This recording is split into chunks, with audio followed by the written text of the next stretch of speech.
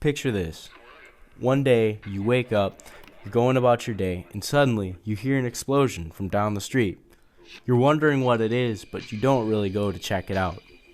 A few days later, you wake up, your eyes are burning, your chest hurts, you're feeling kind of nauseous, and you have a new rash that you haven't seen before.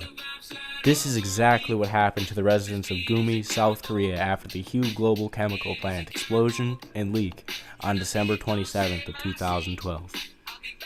The explosion and resulting chemical leak caused 8 tons of hydrofluoric acid to escape its containment during a transfer between a truck and a holding tank inside the facility where it was being used.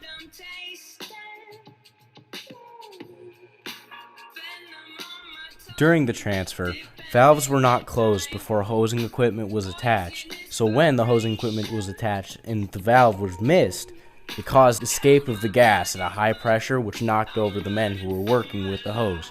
This later caused an explosion and it killed 5 people right away. But this is only the short-term effect.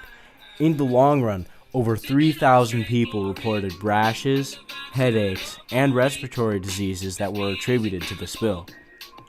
This accident could have been prevented through the more careful and intensive usage of transfer procedures to protect workers and those who didn't work at the place and were exposed to the chemical. A little bit more about hydrofluoric acid.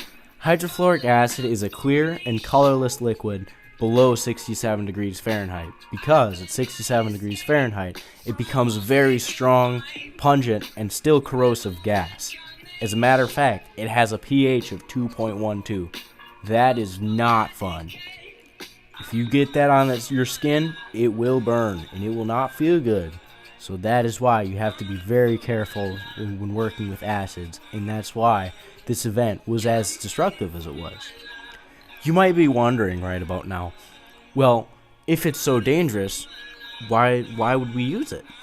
Well, generally speaking, in the household, it's only really used as a heavy-duty rust remover. But for the most part, it's used industrially, such as in the industries of glass etching, cleaning metal, and manufacturing various electronics. Some of the health issues that can be a result of exposure to this chemical include irregular heartbeat, fluid buildup in the lungs, rashes, headaches, and in the long term, some chronic lung diseases. So let's tie it in with what we've been learning. In Lesson 1, we learned about safety precautions, how to be safe in the lab, and how to take steps to protect ourselves when working with dangerous chemicals. Protective equipment is key to preventing any kind of health issues or any other problems that can result with dealing with such chemicals. Additionally, in Units 2 and 3, we learned about how to name and write chemical formulas for these types of compounds. Due to their properties, again, be very careful with how they work.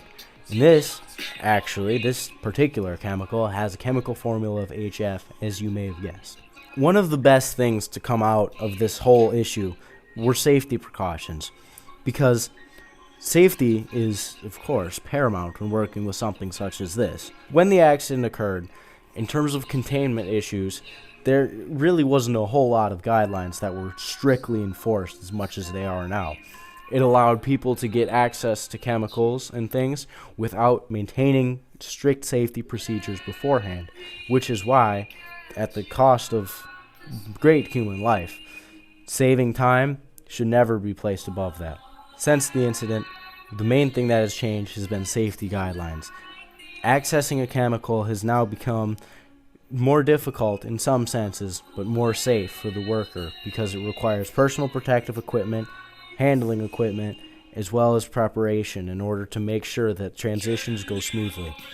But humans were not the only ones affected.